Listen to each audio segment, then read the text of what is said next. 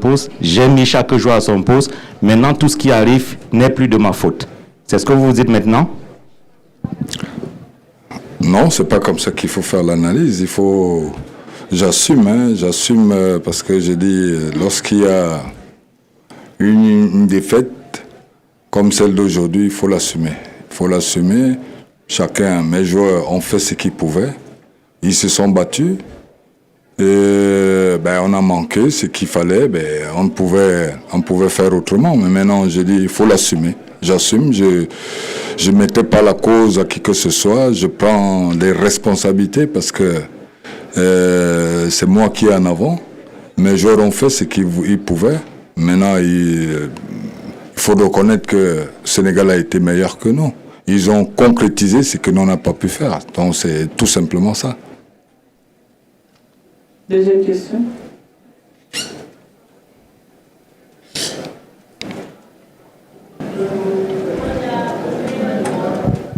Bonsoir, coach. Bonsoir. Est-ce qu'on peut dire ce soir que le Sénégal a été très fort? Le Sénégal a été... Est-ce qu'on peut dire ce soir que le Sénégal a été très fort plus que le Cameroun? Oui, il faut le reconnaître. Ils ont été forts. C'est une équipe qui est déjà bien rodée, qui est bien en place. Et je pense qu'on n'a pas su, à un moment donné, mes joueurs, certains découvrent. Certains le découvrent. Il faut être réaliste. Il ne faudrait pas que nous restons dans l'imagination.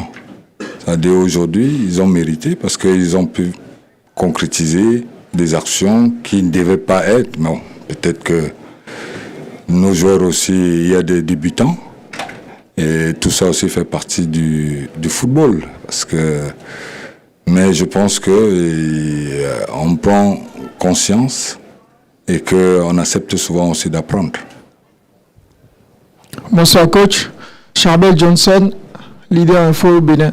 Coach, malgré la défaite, le résultat, moi je retiens quand même du positif dans votre aspect tactique. Seulement que à chaque fois où Zambo Anguissa était sur la ligne médiane, il était accompagné de 2 gars de corps sénégalais. Il n'avait pas de point d'appui, il n'avait pas de point de sortie sur les offensives comme à la récupération. Alors moi j'aimerais savoir, coach, c'était quoi le plan de jeu et qu'est-ce qui n'a pas marché?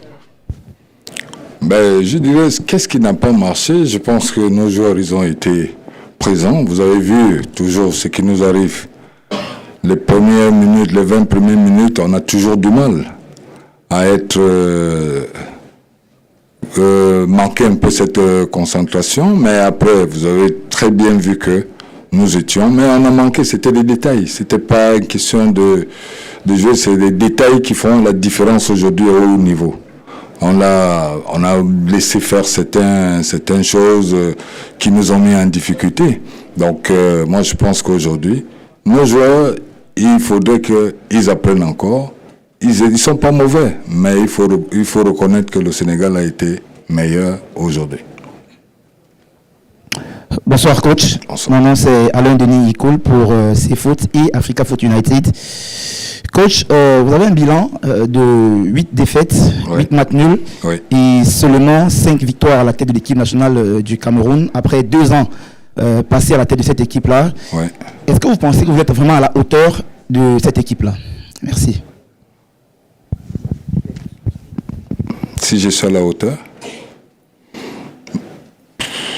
Je veux dire, si on parle des statistiques, vous pouvez l'analyser comme ça. Mais aujourd'hui, je pense que, je l'ai dit, nous avons une jeune équipe. Il faut reconnaître qu'aujourd'hui, c'est plus les années passées. Il faut reconnaître ça et savoir qu'aujourd'hui, nous rebâtissons une équipe pour le futur. Accorder encore quelques temps, peut-être que je partirai. Mais il faudrait que celui qui arrive, qui trouve déjà quelque chose et qui soit dans la continuité. Bonjour coach. Bonjour. Emmanuel Baranguet pour l'agence France Presse. Vous vous êtes créé des occasions. On a l'impression que vous avez réagi vraiment beaucoup trop tard et que vous n'avez été dangereux que trop tard. Et l'impression que, au-delà des détails, que le Sénégal vous a vraiment contrôlé. Vous n'êtes pas d'accord? Si, je pense que c'est pour ça que j'ai parlé de maturité. Tout à l'heure, j'ai dit on n'a pas assez de maturité. c'est une jeune équipe qui est en place, qui découvre. Et je pense qu'avec le temps, ils comprendront. Et je pense qu'on a eu quand même, on a pu jouer. Et on a eu des occasions, mais alors les occasions, il faut les mettre au fond des filets. Et si on n'arrive pas à les mettre, après ça devient difficile. Amit from Voice of America, Coach, do you believe that your team still have chance to go to the next round of this competition? Louder, please.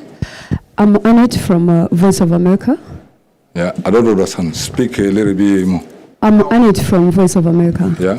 Do you still believe that your team has chances to go to the next round of this competition? Of course, je reste positif. Je pense qu'aujourd'hui, il y a encore le dernier match il y aura plus de calcul à faire. Je pense que nous restons dans cette compétition, rien n'est encore perdu. Il y a encore espoir. Le dernier match va être pour nous une finale, puisqu'on n'a plus rien à perdre. Donc je pense encore, et je sais que on va aller au deuxième tour. Dernière question, s'il vous plaît. Steve Wilfried Yamba, Camer Foot Info. Coach, hier, je vous ai interpellé par rapport au fait que vous n'avez jamais aligné la même équipe 2 fois. Est-ce que vous n'avez pas de regrets et vous n'avez pas cédé à la pression de la presse aujourd'hui en alignant une équipe que tout le monde demandait? Je ne cède pas. Je ne cède à rien. J'ai ma philosophie, je l'assume. Et c'est vrai, on se partage. On est dans un métier auquel j'ai dit on apprend et il faut écouter les autres aussi. C'est pas parce que j'ai convoqué 27 joueurs, je pense que tous sont venus, c'était pour jouer. Et en même temps, il fallait trouver le bon moment pour mettre chacun. Je vis le quotidien avec eux. Donc vous ne pourrez pas savoir, c'est pas parce que la presse a dit que j'ai pu faire. J'ai observé, j'ai mes collaborateurs avec lesquels on travaille nuit et jour. Et je pense que le temps était arrivé pour que nous puissions mettre les joueurs par rapport à ce qu'ils nous demandent au quotidien. Donc, et aujourd'hui, si on restait dans la presse, il fallait gagner. Donc, non, je pense qu'il faut, c'est un métier difficile. C'est un métier difficile, mais il faut le reconnaître. Je dis encore, j'assume, parce que je dis, je suis à la tête de cette équipe. Mais ce que je sais, je ne perds pas espoir. Je ne perds pas espoir. Je suis convaincu et rassuré que le 3e match va être pour nous une finale et qu'on passera pour le 2e tour. Merci coach et bonne chance pour la suite. Merci. Micro, c'est bon. Ouais. C'est bon? Ah, c'est bon, ouais. Bonjour coach, félicitations pour cette victoire. Alors, lors de la victoire acquise à Lens, je vous avais posé une question, à savoir quels étaient les enseignements tirés de ce match amical.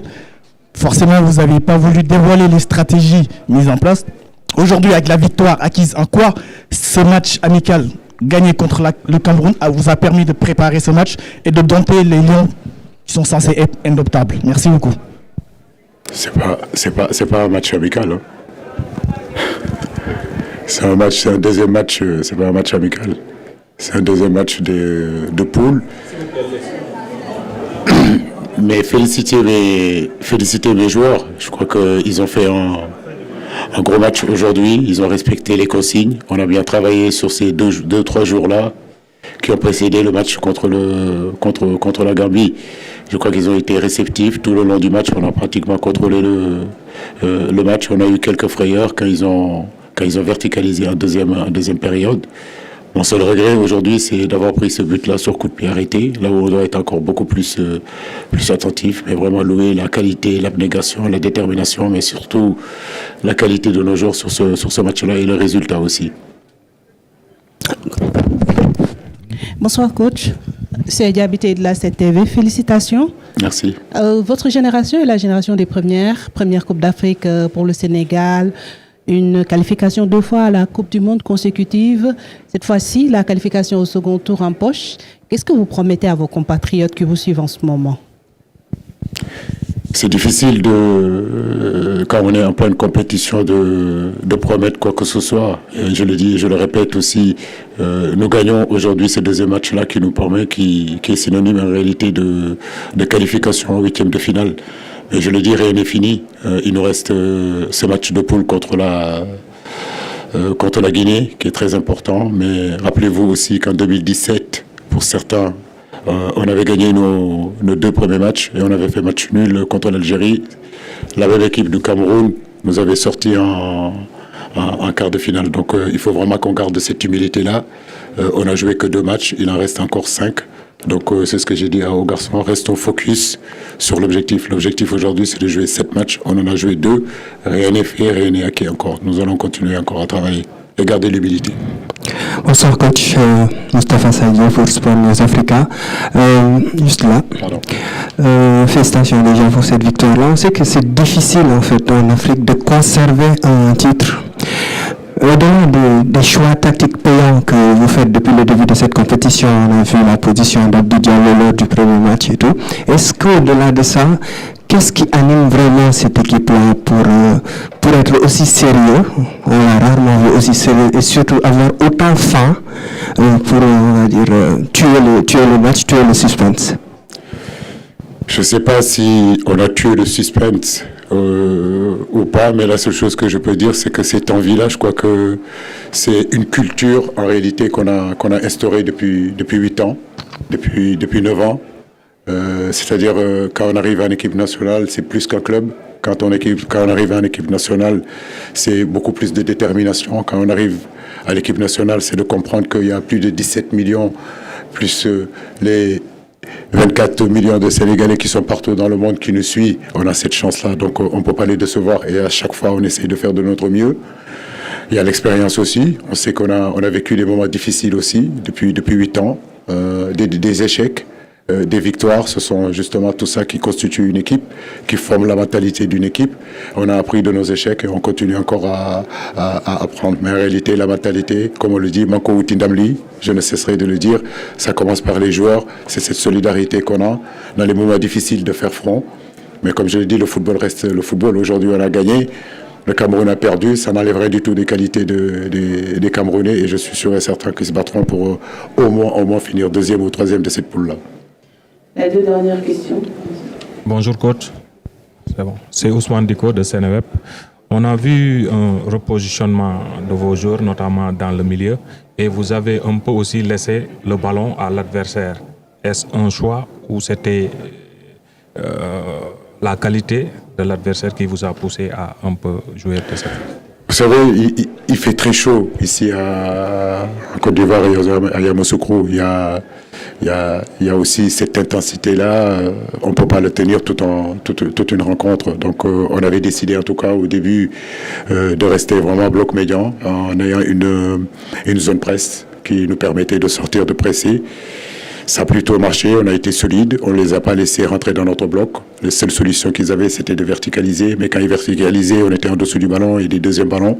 Ça nous permettait d'être rapidement en transition. Je pense que le plan a fonctionné, les joueurs ont adhéré. Effectivement, on n'est pas une équipe qui attend. Voilà, donc d'habitude, on a une équipe qui avance, qui va presser très haut.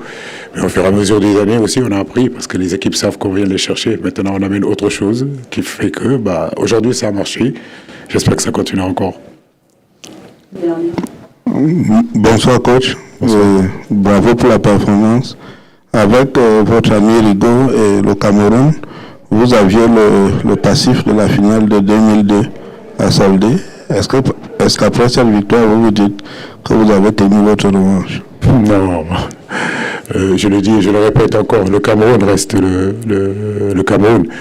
En 2002, effectivement, on avait perdu, mais je le dis encore, on est venu chercher notre premier trophée continental en terre camerounaise.